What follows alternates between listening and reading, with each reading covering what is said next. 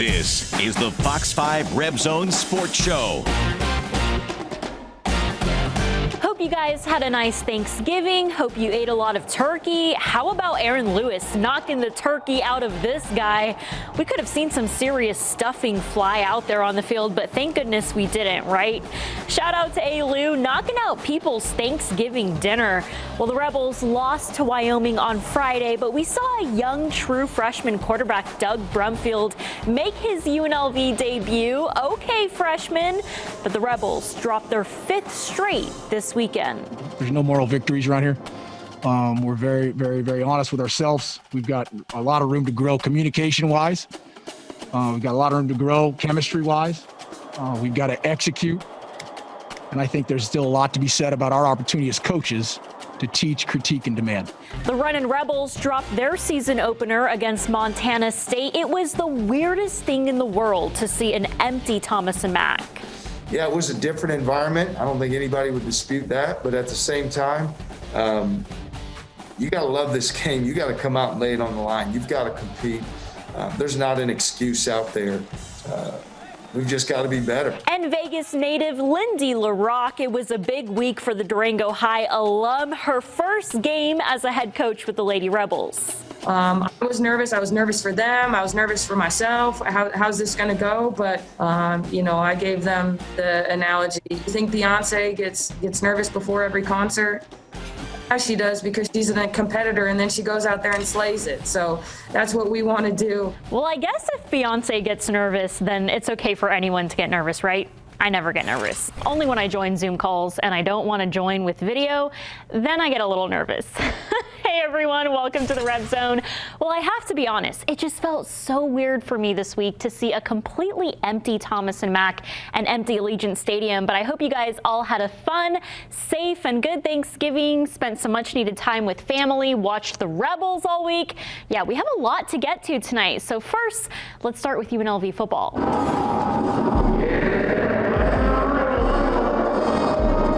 Well, no fans at Allegiant Stadium, but you still got to bring out the fire for the Rebels. UNLV taking on a Wyoming football team who hadn't played a game in 3 weeks. Their past 2 games canceled due to COVID-19, but the Cowboys didn't look like they hadn't played a game in 3 weeks. Xavier Valade zips through that defense, finds a hole, and he gone. 78 yards to the house.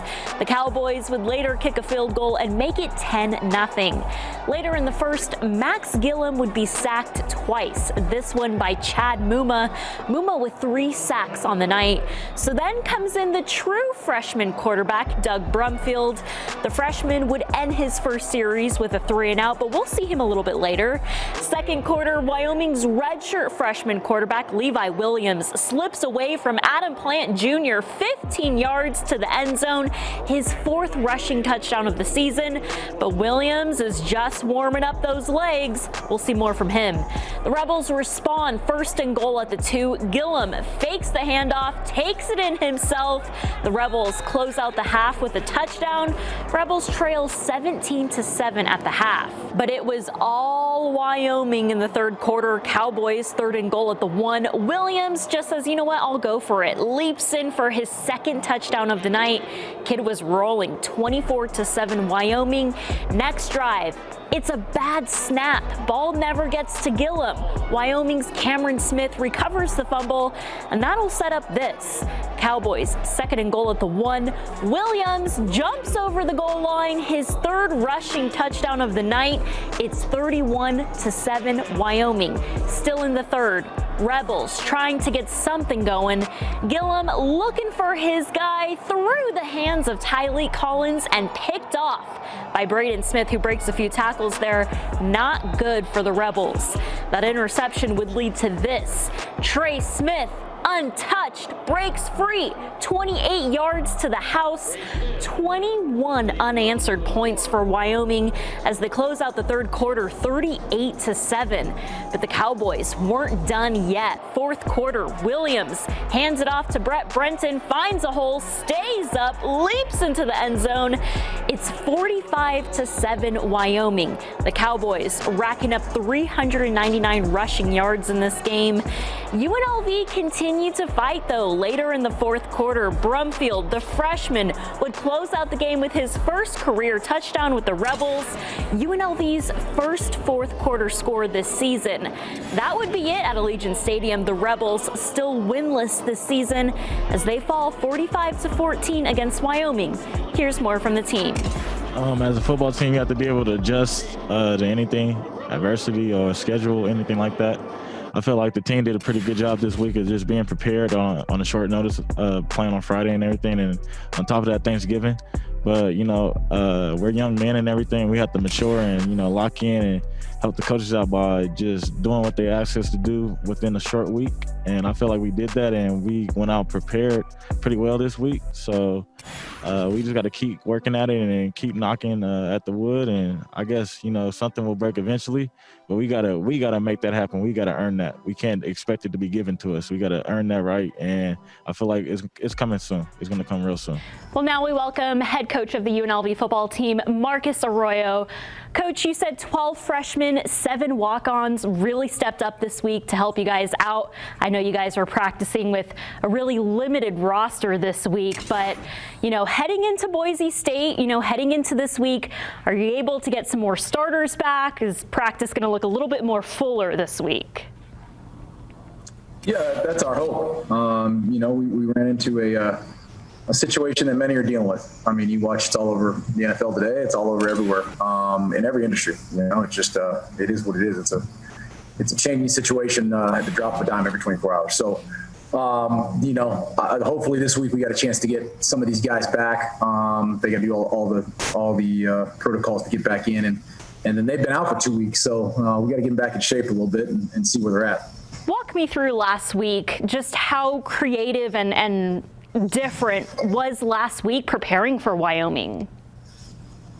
Well, I mean, we had obviously a challenge, played a very physical, well-coached football team. We knew that going in, and unfortunately we fell short. There's no excuse about it. You got to take one on the chin and dust yourself off and get up. But I love that the group that we had called upon embraced the challenge with only even one day of full pads. I mean, we weren't even going to go full pads for those days we were off because we didn't have enough guys. And so you run the risk of beating each other up and you're really you got to get to the game. So I'm proud of the opportunities that those young freshmen, I think we're now up to, 15 true freshmen and 6 redshirt freshmen. I think 10 walk-ons as of the total tally right now in the first 59 days who've been in games for us that are getting action and prove to be great building blocks moving forward, It's happened to DB. It's happened with a lot of people around the country. It's just different. It's an asterisk around the whole thing. And I think that, we're scheduled to play a game this Friday versus a premier team in our league. And again, we'll prepare with the group we've got best we can, knowing things can change in 24 hours in the drop of a dime. Well, a positive we can take away from so many freshmen stepping up is that you have freshmen out there really putting on a show, really flashing. Specifically, Brumfield, he looked really good against Wyoming. Talk a little bit about him.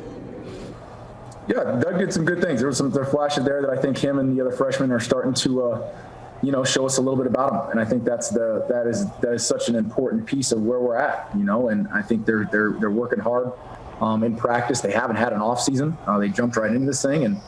And I think that's probably the most pressing thing right now that's why for the next 13 days, especially, that it's much more about us. It's much more about evaluating our roster from top to bottom, the young guys in particular, and much more about finding out about, our beliefs and how we're moving forward with things. But Doug's one example of many. You got Kyle, who's been out there, or, you got Zael, you've got Kyle, you've got Noel, you've got all these guys. And, you saw LaShawn, you saw Brandon Scott. I mean, it's exciting, man. I'm fired up to get those guys sitting in the room last night watching the film of themselves was exciting to know that they've got an opportunity to use this season that again, may not even count in many phases. So it's really, really, really exciting to see those young guys do that. Well, now the Rebels' focus is hosting the 4-1 Boise State Broncos on Friday for a 6:30 kickoff. What's the status on that game? I'll share more from Boise State's athletic director after the Broncos game against San Jose State was canceled this weekend due to an upward trend of COVID-19 cases on the Boise State football team. You're watching the Fox 5 RebZone Sports Show. A total of 8 Mountain West football games not played this season due to COVID-19. Most recently canceled yesterday, Boise State's home game against San Jose State. A much anticipated matchup canceled just hours before kickoff due to an upward trend of COVID-19 cases and contact tracing on the Boise State football team. The Mountain West declared it a no contest, saying there is no plan to reschedule this game. Boise State's interim athletic director, Bob Carney, said, quote, "Because of a delay at the lab, our results from Thursday's test didn't come back until late Friday, which meant our staff were doing contact tracing until Friday night." He went on to say he was hopeful the Broncos will be able to return to the field this week against UNLV. The defending Mountain West champs are 4-1 this season, coming off a 40-32 win against Hawaii. Their only loss this season was to 9th-ranked BYU. We welcome Coach Arroyo back to the RebZone. I guess fans kind of want to know, and I'm interested to know, what's the latest with Boise State right now? What are you hearing from Boise State and their athletic director and everything? Yeah, no, we don't. I have no idea. I'm not privy to that stuff, and nor should I probably be. I think we're running the courses that we're going to play. We've got a team coming in. We got to play this week. We got to play Friday, and then we've got 13 days left. I got 4 padded practices left, 2 this week, 2 next week, hopefully 2 unpadded this week. Got about 8 days of football left that aren't walkthroughs, and then 2 games, and we're trying to make sure we maximize every single second of that. Is that kind of the theme this season? Like, you just have to be ready and that you have to be flexible this year, just because, the further we get into the season, the more we're seeing games canceled and postponed. Yeah, I mean, yes, sports a microcosm of what we're all going through. I mean, being flexible and I'm having an interview right now on Zoom with you, which is this, we've become so accustomed to this that it's still weird. But that's the reality of it. You got to get ready to deal with it. I mean, Denver's got to deal with the fact they have no quarterbacks right now, and they've got to go single wing football, and you're going to have a lose your center and right for kickoff. You're going to have things happen.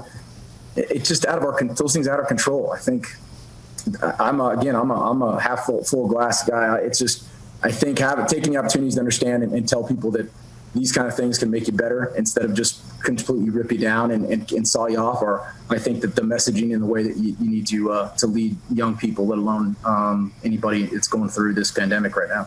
Your message to your team yesterday, going over film, what do you guys want to get better at and execute heading into Boise State?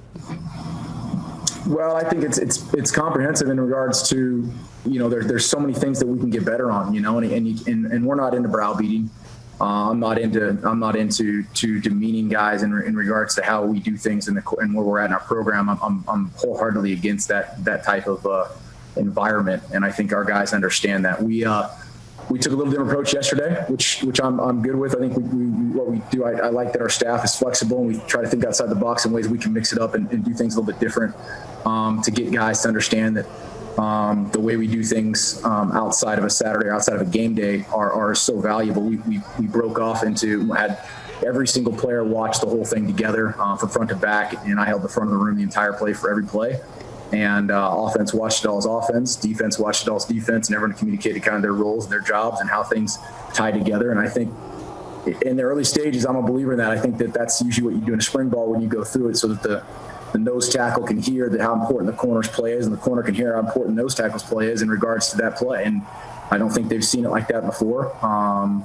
But that's the message, and the message is to understand that we've got to continue to recalibrate. We've got to continue to understand it takes what it takes, and putting in the work. Our culture, the roster development, we're lifting in season right now because we have to, and I think there's a lot of things that it continues to show up. But fundamentals, tackling, taking care of the football. One of the keys to victory this week for us, and I told these guys for the game is you got to take care of the football versus team, and you got to play physical. You got to understand the cycle of the snap and understand how to communicate, especially because our cycle of the snap has to do with how we communicate from snap to whistle. And when you got a bunch of young guys, them understanding and hearing each other is so pivotal to having the success of knowing what's going on. And that showed up. It did. It showed up in the lack of reps that some of these guys have had.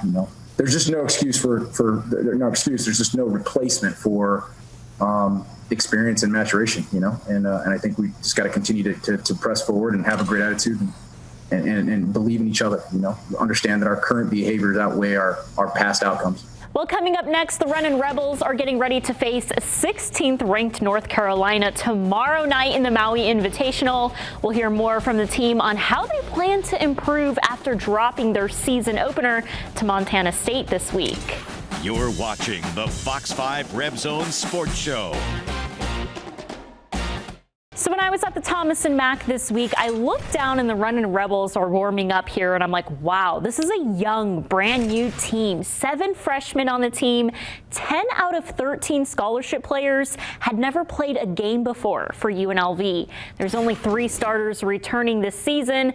So let's check out how this new Runnin' Rebels team looked on Wednesday night against Montana State. No fans inside the Thomas and Mack, but it was still popping. Can't have a season opener without some fire and fireworks, right? The transfer from South Dakota State, David Jenkins Jr., ties the game up early at 7. Marvin Coleman, the vet, fighting through traffic, trying to put some points up on the board. Coleman would only post 8 points on the night. Bobcats were killing it in the first half, hitting 7 of their 11 three-point shots, dominating the Rebels 35-18. Later, Coleman, quick pass to Moses Wood for the Rebels' first 3 of the night. Rebels in transition. Bryce Hamilton with the no-look pass to Jenkins. Boom. Give fans more of that. Rebels still down 41-28 with 2 minutes to go in the first half. How about a pass to the freshman? Yeah, give it to the 4-star recruit Nick Blake. The freshman finished with 16 points and 4 rebounds. UNLV would trail 49-31 at halftime. Nick Blake from the corner, he's feeling it. Knocked down 4 of his 6 three-point shots in this game. But it was Bryce Hamilton who balled out in the second half, finished with a game-high 27 points and 8 rebounds. But it wasn't enough to make up for their slow start to the game as the Rebels dropped their season opener 91-78 against Montana State. I asked head coach TJ Oxelberger if the quiet environment at the Thomas and Mack was maybe the reason for the lack of energy from the Rebels in their first game. Yeah, I mean, it certainly seemed to be a factor, but they didn't have any fans for their team either, and they found a way to get the job done. So, yeah, it was a different environment. I don't think anybody would dispute that, but at the same time, you got to love this game. You got to come out and lay it on the line. You've got to compete. There's not an excuse out there. We've just got to be better. And so, yes, it's a different environment. Yes, they're different times, but that's just not good enough.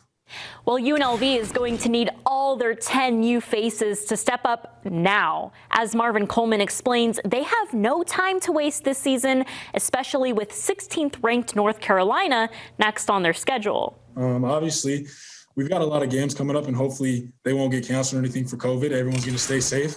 But we don't have a lot of time. We're not one of those programs who's just going to let this loss go and, okay, we'll get the next one. No, we want to win. So simple. We're going to take this one on the chin, like I said earlier, and we're going to watch film. We're going to do everything we can to not let this happen again. UNLV is set to tip off against the Tar Heels at 4 o'clock tomorrow in the Maui Invitational, being played in Asheville, North Carolina this year. North Carolina won their season opener against the College of Charleston. The Tar Heels are coming off a 14-19 season, marking the first losing record of Hall of Fame coach Roy Williams' career. UNLV will then face Alabama or Stanford on Tuesday, as Texas, Davidson, Indiana, Providence, and Stanford are also all playing in the Maui Invitational as well. Coming up next, we catch up with Vegas native Lindy LaRocque, who made her head coaching debut with the Lady Rebels this week. She referred her first game at UNLV to being nervous, like Beyonce before a concert. I think I like this Lindy LaRocque. We'll hear more from the Lady Rebels after the break. You're watching the Fox 5 RebZone Sports Show. Hey, give it up for the Las Vegas native Lindy LaRocque, the Durango High alum who went on to play at Stanford, made her head coaching debut this week with the Lady Rebels in their season opener against NAU. LaRocque is coaching a young UNLV squad this season with only 2 upperclassmen on the team and 9 underclassmen. But the Lady Rebels put up a fight against the Lumberjacks. How about the Centennial High School alum alums and sisters, Bailey Thomas and Jade Thomas, playing on the same team together this year. Pretty special, right? The Thomas sisters combined for 21 points on the night, but it would be the transfer from Minnesota, Delaney Byrne, with the first basket of the game. Delaney racked up a team-high 18 points and 10 rebounds against NAU. The Lumberjacks, in transition, passes it to Emily Rodbaugh, who had a game-high 27 points. The Rebels trailed 49-32 at the half. Rebels would make a fourth quarter comeback. Delaney Byrne knocks it down, making it a 2-point game, 77-75, but NAU would finish with 2 free throws to take the game 79-75. And here's how Lindy LaRocque felt heading into her first game as a new head coach with her new squad. I was nervous. That's great, because we wouldn't be doing this right if we weren't. I gave them the analogy. You think Beyonce gets nervous before every concert? Yeah, she does, because she's a competitor, and then she goes out there and slays it. So that's what we want to do. I've kind of trained trained my whole life for this as a player, as a coach. And then now to be out there leading them and having them look at me for direction, it was special, no doubt. I mean, this is a game 100% I will remember for the rest of my life. Well, that was a busy and fun Thanksgiving week. We got lots of more UNLV action this week, so stay safe, have a good week, and enjoy the games, guys. We'll see you right here next Sunday on the RebZone. You're watching the Fox 5 RebZone Sports Show.